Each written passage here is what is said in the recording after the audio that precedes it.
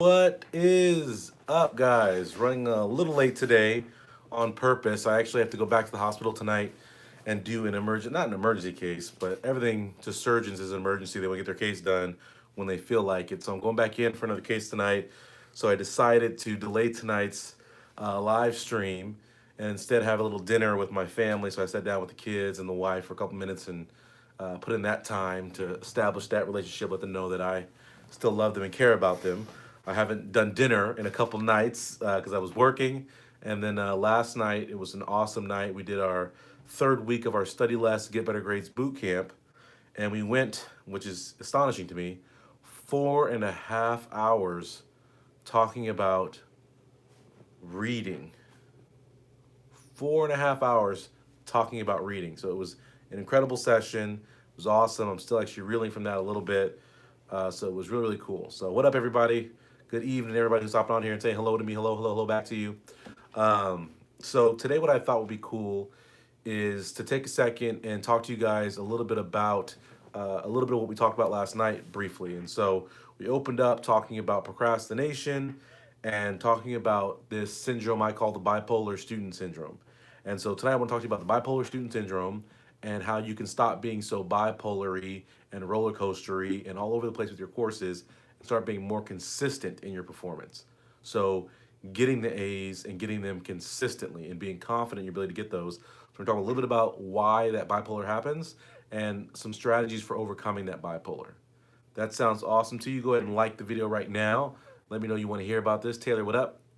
Um, so, if this is your first time joining me, I'm Dr. Andre Pinesett. I'm the pre-med productivity expert.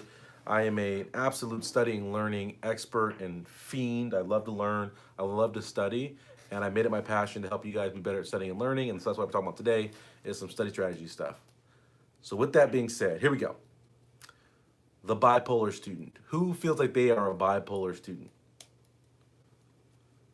Who feels like one quarter it's great, the next quarter it's bad? Who feels like one class you're great, the next class you're bad? Right? One week you're great, the next week you suck. One day you're the best studier ever, the next day you couldn't study to save your life. Right? Kasim, what up? Right? So Kali says definitely me. Killer Meister says I used to be that before the study course. So I believe that's Utham if I'm not mistaken.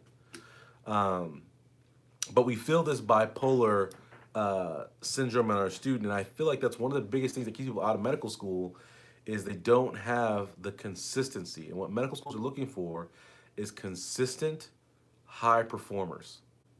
Why? Because that consistency says something about you, and it says you don't fall into biases that can happen over us. Okay? Terry, I told you to email me about the course. You haven't emailed me yet. So send me a social media message or an email, something. But anyway, so let's talk about this. We've acknowledged a few of us, right? We'll be honest on here and say that we are that bipolar student. We're up and down. We don't know which way we're going to come out of a course. We're just hoping for the best. We're hoping and wishing and praying. And where that comes from and why we are so inconsistent in our studies and we fail to perform at a high level is three primary things, I think. And there's many, many things. But in terms of this bipolarness, I think there's three principal problems that we can call out. And these are three biases that many of you hold. And the first one is a familiarity bias. So very often when I meet with students, and so the way I paid for my undergrad in college was I had a tutoring company. And as part of that, what I would always claim to people was like, listen, I don't teach individual subjects. I help your student become independent so that they don't need me in a couple months, right? That's what I do. And as part of that, I would do an assessment. Right? I believe in assessment, critical analysis. That's what I believe in. So I would come in, I'd have this whole packet that the student had to fill out, and it had these questions about their character, questions about what they liked, questions about the subject matters they like, all these different questions. And then it had problems for them to try to solve. Math problems, random arithmetic problems, passage deciphering problems. So that way I can get a full assessment of A, what they think about school and about their studying and about what their problem is. And then also I can see it because I can put them in a variety of scenarios and ask them to problem solve and think through different types of material. So I put them through all this. And what was interesting, and it's a very common practice in these here United States, and I guess across the world, is that students pigeonhole themselves in that they say, oh, you know what, I'm not good at this, and I'm good at this. So you'll have students say, oh, I'm not good at math. That's a very common one. I'm not good at math. I'm not good at math. I'm not good at math. Or you'll have people say, oh, well, I'm great at the sciences, but when it comes to all the humanities and the English, I just don't get it. I like, being able to get in there and just, have a concrete answer. All this, oh, what is the author thinking? It's ridiculous. And so they go about it that way when they say, oh, I'm just not good at that, I'm not good at that.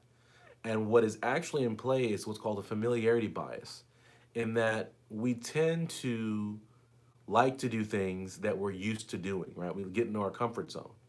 And so what happens is whatever your early exposure is and your early success is in academics, you tend to think that's what you are and that you're not something else. But the reason you aren't something else is because you aren't familiar with that something else. You're only familiar with what you've done and you've had success in it. And so it rewards you. And people tell you you're great at it. Oh, you're so great at math. You're so great at science. You should go be a doctor. And so all you do is hear that and you internalize that and you think, oh, I'm good at this. I'm not good at those other things. But the problem is just because you're familiar with it, you end up getting good at it and you end up having successful performance. And so you don't even give yourself an opportunity to be successful in other areas. And so many of you guys go into a quarter saying, oh, you know what? I'm going to do awful in my calculus class. I'm terrible at math, but I'll do great over here because I'm great at this. And that's just familiarity bias. And what you guys have to understand is to work that familiarity bias, you have to struggle some, as we're going to talk about.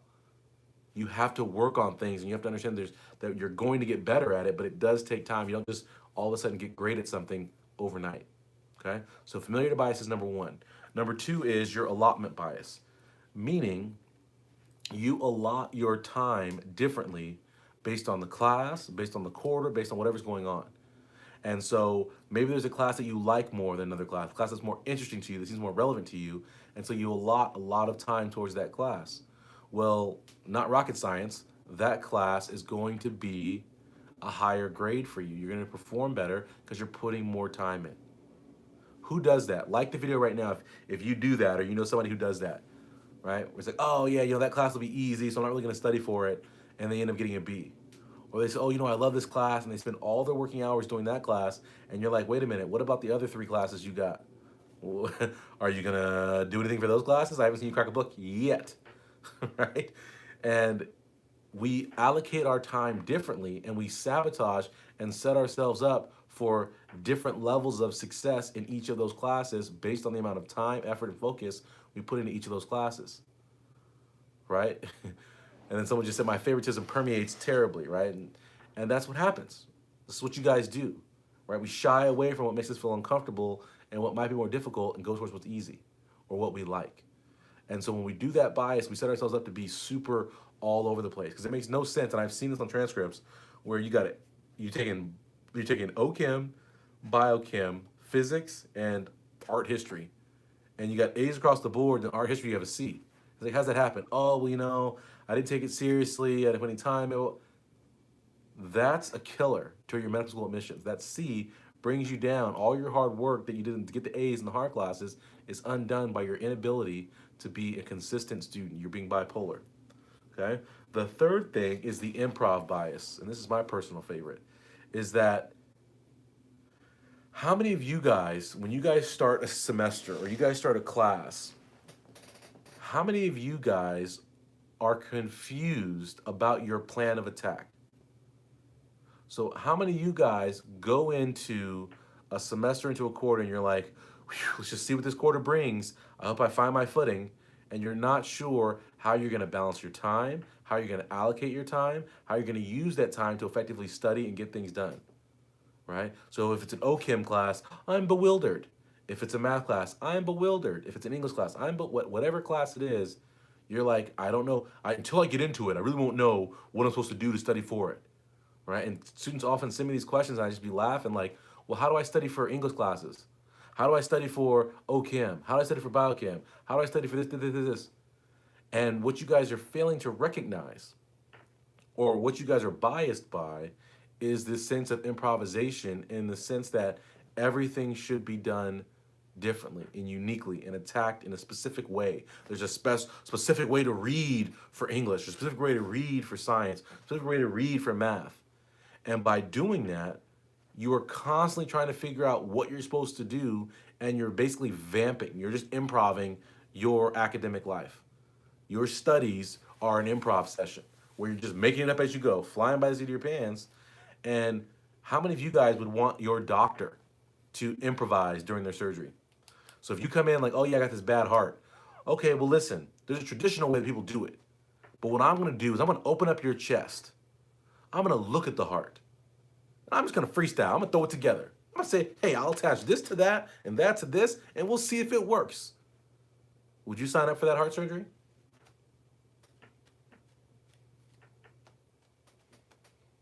Think about that. Would you sign up for that? If you had a brain tumor, would you go into the doctor and the doctor says, listen, I'm actually not a classically trained neurosurgeon. I'm actually a freestyle neurosurgeon. I just let the patterns of the brain take me where they will. It's ridiculous. But how many of you guys act like that is acceptable behavior for your studies? I'm just gonna wing it. I'm just gonna wing it. I'm just gonna see what, throw it all against the wall, see what happens. I'm just gonna read all the notes and see what happens. How many of you guys say that to yourselves? Truthfully, I want you guys to take a second and reflect on this, because this is what happens. You guys don't even recognize you're lulled to sleep. You are improvising, and we talk about a brain surgery that seems serious, but how serious is getting to medical school for you? Is it as serious as a heart attack, as people say? Maybe medical school is not serious for you, but for a lot of us, I know me personally as an undergrad, I sacrificed a tremendous amount. My parents sacrificed a tremendous amount. I worked very hard. So to say that all that work, all that sacrifice wasn't serious?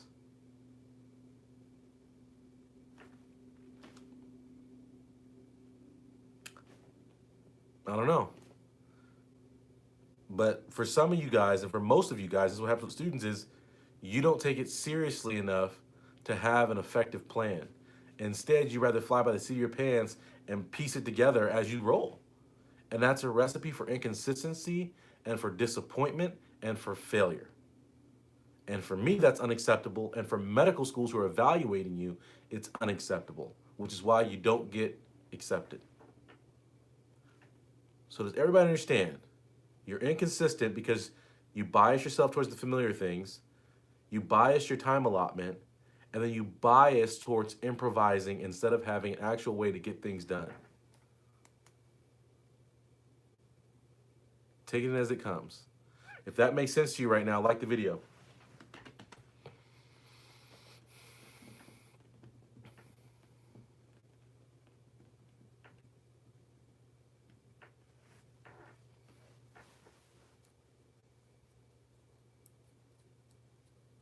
Right? That's the reality in all parts of life, Tim just said, right? That's the reality. So, what's the solution for all these biases? I'll ask you guys, how do you guys stop with the inconsistency? How do we stop?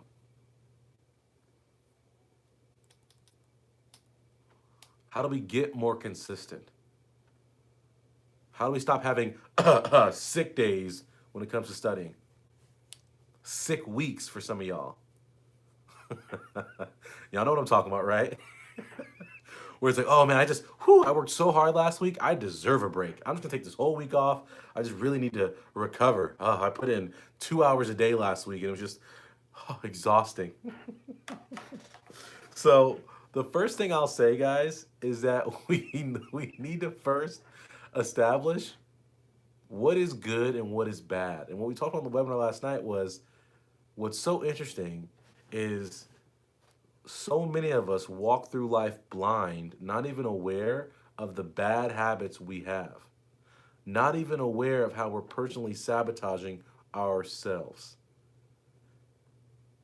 Your lack of awareness, your lack of information, your lack of education about what you're specializing in, right, being a student, is sabotaging yourself, is destroying your future.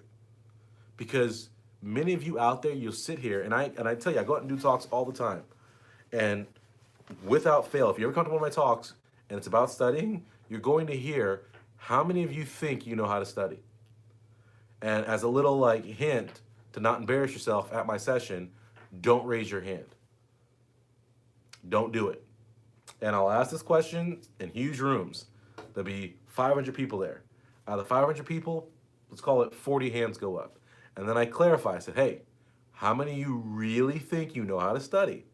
And hands all drop, like 20 people. Yeah, I'm at UCI in 2 weeks. Guarantee I'm asking that question. I'm doing 4 entirely unique study sessions, but in every session I'm going to ask right at the top, who knows how to study? Who knows how to study? And I guarantee you can look around the room and you're going to look, 10% of the room is going to say they know how to study. And then I'm going to ask again, and then 5% of the room, right? And then think into it, just a couple hands.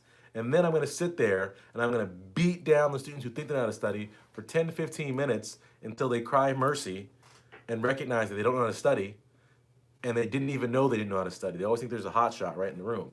And my point by this is many of you guys out there listening to this video think you know how to study. But when you really think about it, you're like, oh, well, you know, what you're saying to yourself is, oh, well, my study strategies are all right. They're all right. They're all right. But is all right good enough to get the A? Is all right good enough to get into medical school? I like to think of all right, and this is whenever I think of all right or oh, it's okay, I think of those. You guys remember Survival, the insurance company, the car insurance? Are you insured?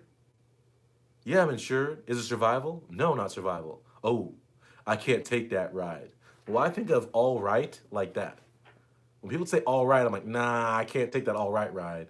I can't just 50-50 my chance. Nah, I can't. I have that. I need much more security than it's all right. Like that doesn't make me feel safe. I can't rest my head on my pillow of all right. Right? I can't I can't I can't do that. It's not going to work for me.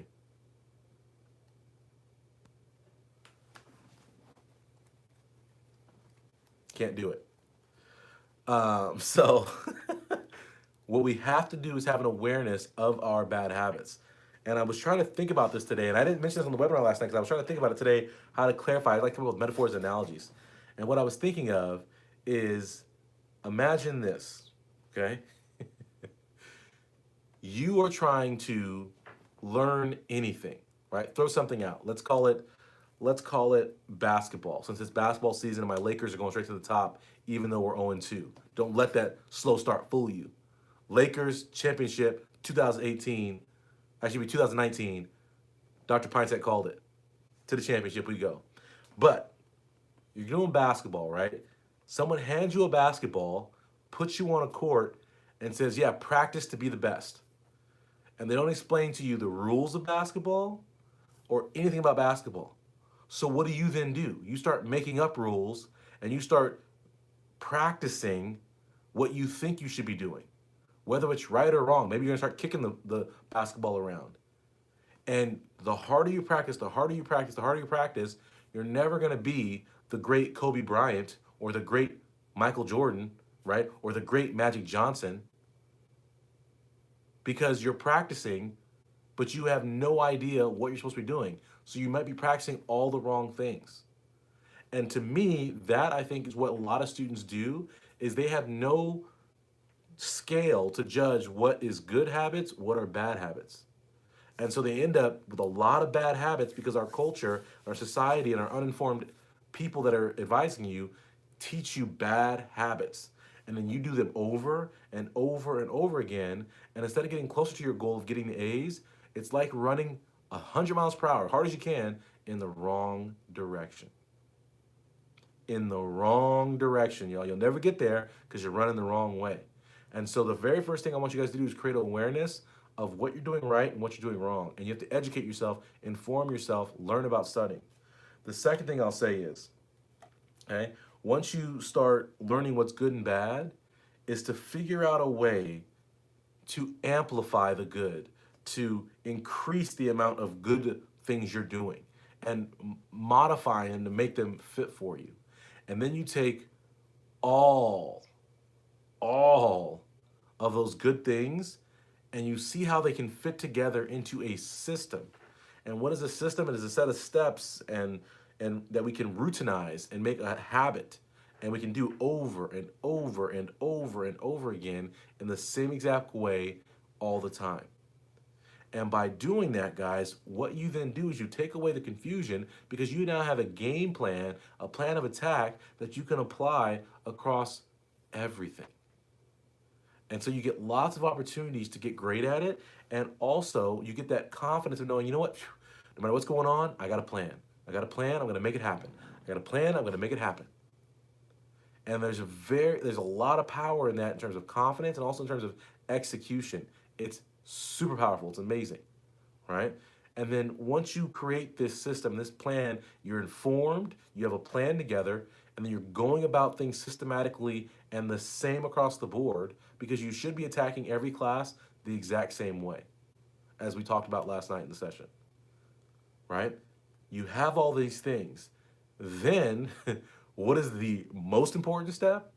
You actually have to act and carry out and go through it and get the job done. So it makes no good to, like, some people make a schedule. Everyone's like, oh, I got my to-do list, and then you don't do any of the to-do list. You just have a to-do list. We need action. So you guys have to actually work that system, do it and do it and do it all the time. I was saying last night, you do it and you do it and you do it until you die.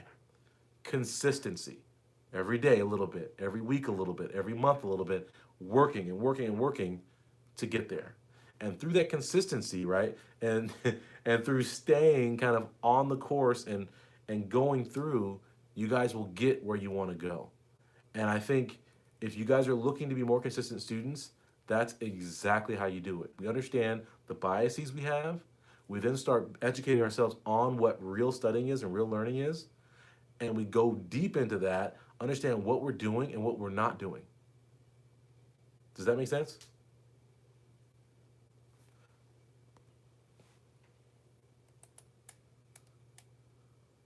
That's what we have to do.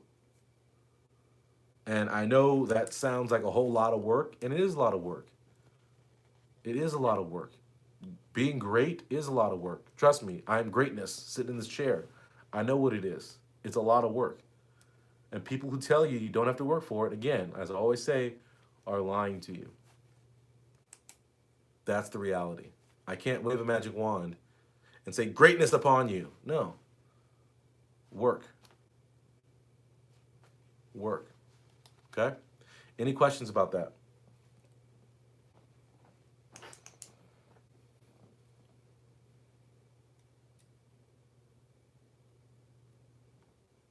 Exactly, Meryl. Easy way out leads back in. I see a lot of you. So it's so funny. So we spent 4.5 hours together last night. I've seen a bunch of familiar names on here. 4.5 hours last night, and you guys are coming back for more of me today. I appreciate that. Saeed said, how do you stay so composed? Because, Saeed, everything I have, I planned out. It's well researched.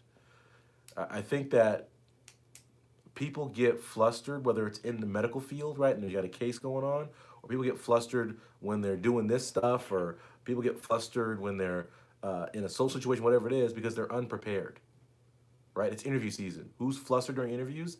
People who aren't prepared. And because I'm so well read and I'm so expert in this stuff, that's how I'm composed. Timothy, welcome, first time. Glad you're here as well. Make sure you subscribe. And everybody else who's new, make sure you guys subscribe and turn on live notifications. I'm here every Monday and Wednesday at 6:30 p.m. Pacific Standard Time with a new video. I also have a free Facebook group called The Cult of Greatness, and we have exclusive live streams in there on Tuesdays that are even higher level. All right, so anyway, just some places to get you guys started with. Go, learn, educate yourself, get better.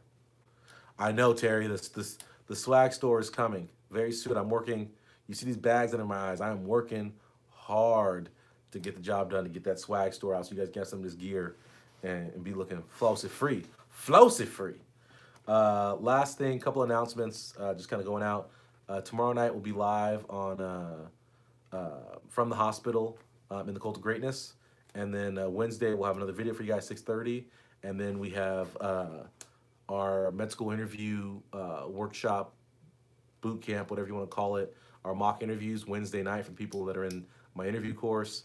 And then Sunday, we're back at the Study Let's Get Better Grades boot camp. Oh, and then Thursday night, we're having a special because you guys were stuck with me for 4.5 hours. We're having a special, like mini office hours on Thursday for you guys. We talk about some studying as well. So lots of exciting stuff over there. You guys check that out. Also, I just released my first little mini ebook. So I want you guys to check that out. I'll put a link in the box below. It's called The Golden Rule of Premed Success. You can get it on my website, premedproductivity.com. You can download it. It's totally free. I think it's really good. You guys tell me what you think. But check that out, and then check out my courses on premedproductivity.com. I'm here for you guys. So any topics you guys want to hear about, put them in the comment box, and I'll try to cover videos on that topics. I asked you guys for questions. I haven't seen any of this. 2/10/19, around that time, come on down to Dallas-Fort Worth. So February 10th, 2019, around that time, that's a very exact date, Terry, to come down to Dallas-Fort Worth. Some other events. Okay. So I'm at UC Irvine, November 3rd. I'm at UC Irvine. I'll be doing 4 unique study workshops at UC Irvine. So 4 entirely different study workshops. That'll be pretty fun.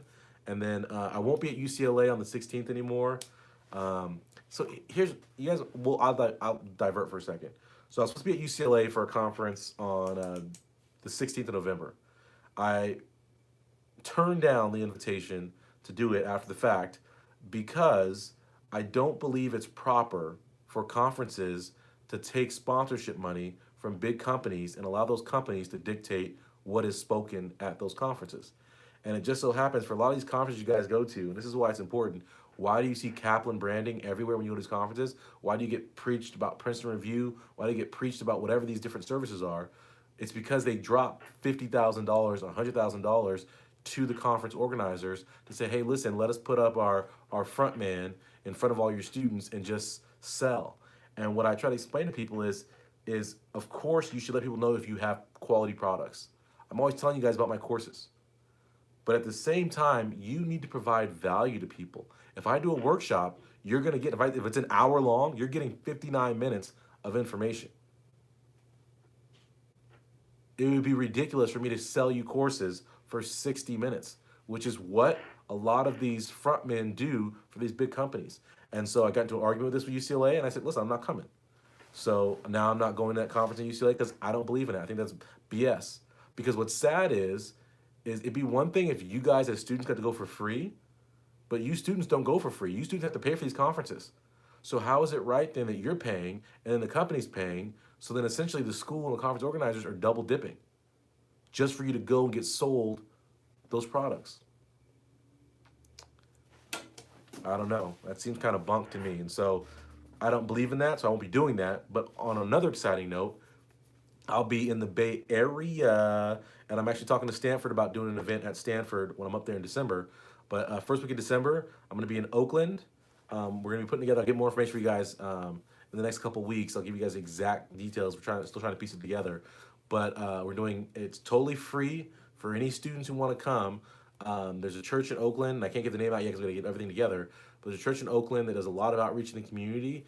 And we're going to be doing an event for teenagers, for college students who want to come out and get better and just talk about being positive, talk about getting ahead, studying well. All kinds of things. We have a great day of activities planned for you guys. So check that out. And then I also may be doing an event that weekend at my alma mater at Stanford that will also be free, right? Because I like giving value, right? I like hanging out with you guys. So these are free events that are coming up for you guys. So check those out.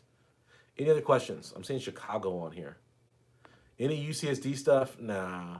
So I'm only doing these events because I believe in the events. So I'll do a couple of them, but like, it's a lot of work for me to get out and do an event, and so I try to limit. I try to limit the events I go to.